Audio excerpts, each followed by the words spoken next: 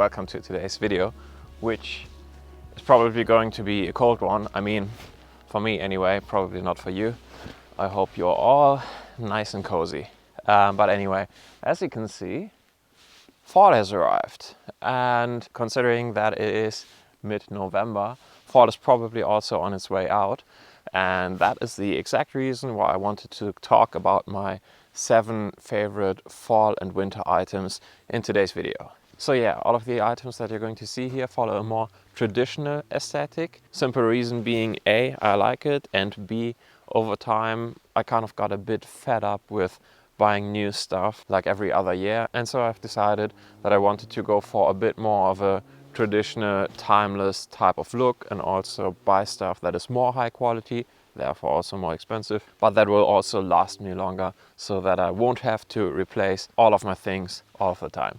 Anyway, with that being said, let's get into it. And let's start with the jacket that I'm wearing right now, which is the Barbour Ashby. It is, as you can see, a waxed jacket, so that means that it is waxed cotton, heavily waxed cotton in fact. It is rated as very water resistant but not waterproof.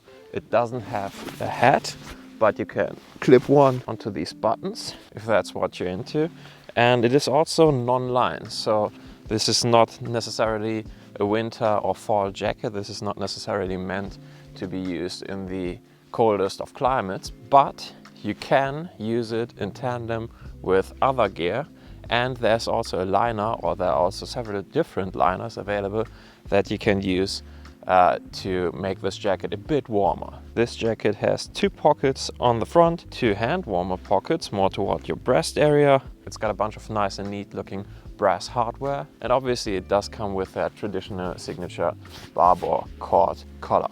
In terms of the overall fit of the jacket, the Barbour Ashby is somewhat tapered, for a Barbour jacket anyway. It is the more tapered version or brother of another more traditional Barbour jacket, which is called the Bedale or Before. I'm sorry, I'm mixing these names up all of the time. Somebody will probably correct me in the comments below.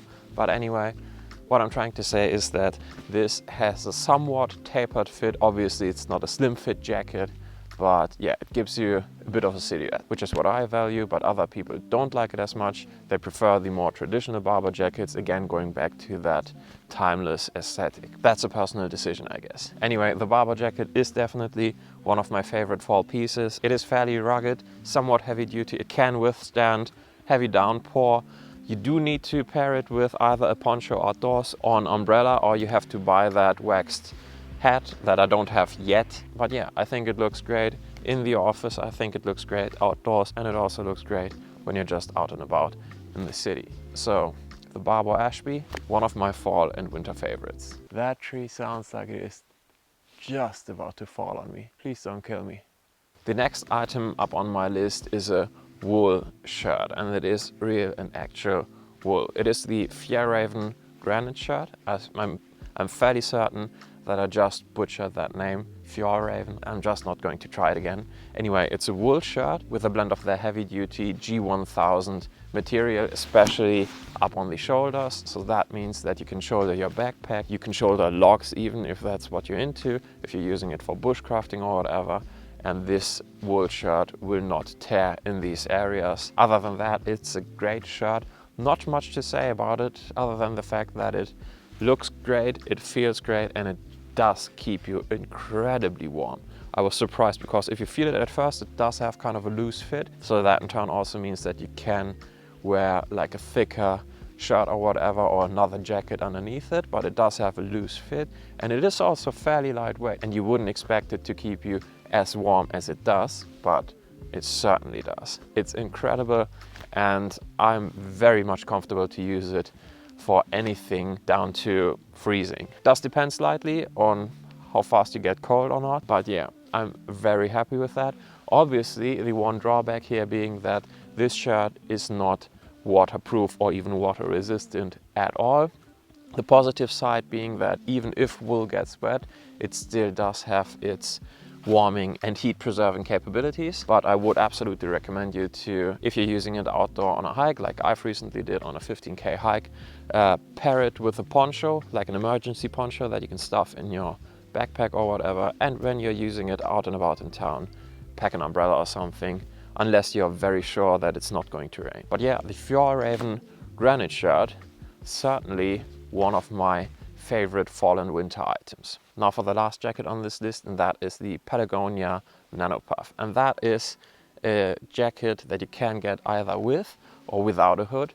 I got the one without a hood, and that makes it kind of perfect to pair it with either the Barbour Ashby or the Fjällräven Granit shirt, because it is very, very thin, so that you can simply wear it underneath the other jacket. And with the Nano Puff, you can use the other jackets down to way colder temperatures, certainly below freezing. I've used the Patagonia Nano Puff combined with a hard shell marmor jacket, even in January in Iceland, where it was way below freezing cold with high winds, and I was perfectly comfortable.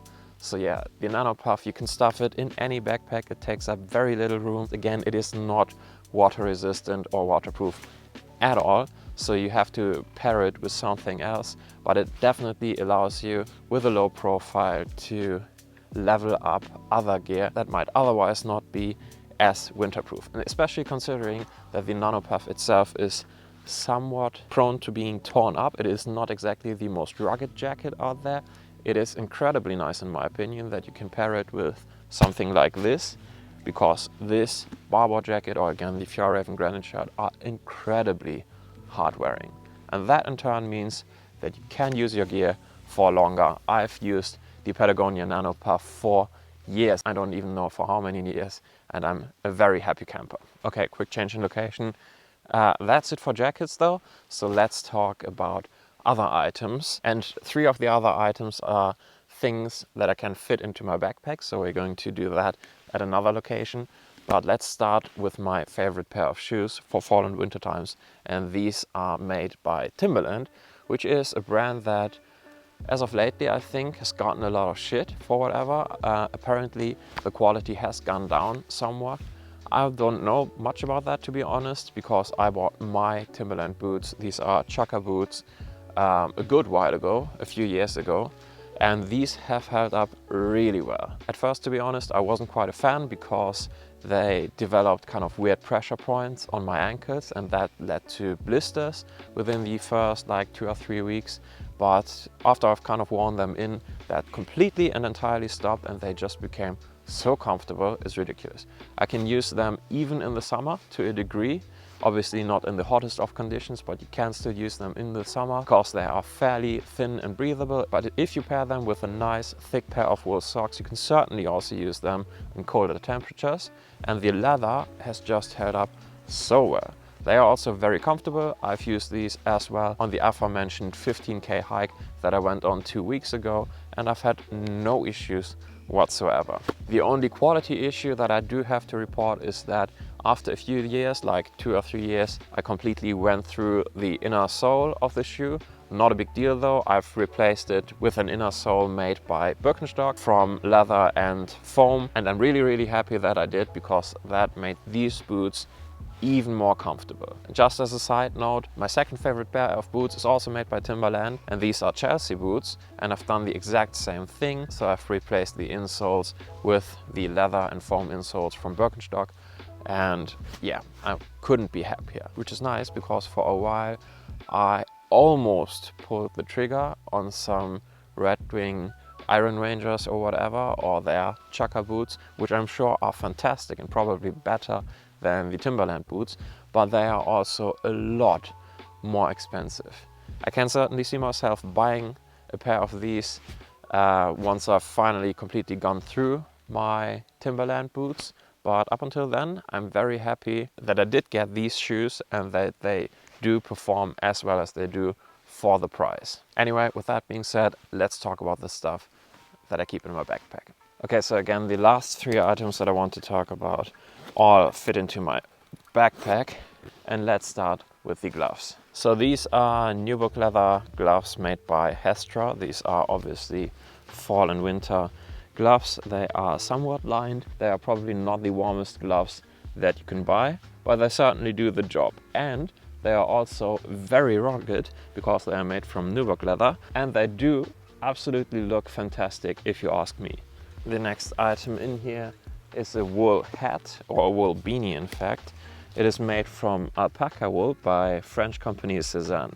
Now I've also probably just butchered that name, but anyway, let's talk about that beanie. As you can see, the weave on that beanie is not exactly dense, and it's also very lightweight, which could lead you to believe that this will not hold up in like heavy winds or really cold temperatures.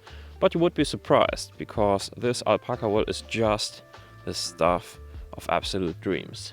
I have honestly never had a hat that even came close to the level of comfort and warmth that this guy delivers. It is absolutely glorious, and I would buy it again in a heartbeat, only that I didn't have to buy this one because it was a gift from my sister.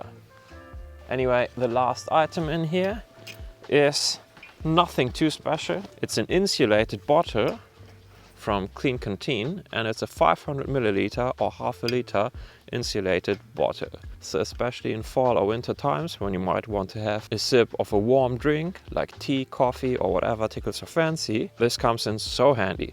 It also looks very traditional and very nice, in my opinion anyways. And if you pair it up with a cotton handkerchief and a nice little stainless steel cup like I've done, it makes for the perfect little package for a nice warm cup of tea while you're out and about. I do have another one of these, a non-insulated one, which does have a bit more volume, but I do use the insulated one more often, even in the summer, because in the summer, obviously, it helps to keep your cold drinks cold, which is just as nice. So yeah, this is probably an all year round item, but especially for fall and winter, and when you're out and about and you need something to warm you up from the inside, this is highly recommended.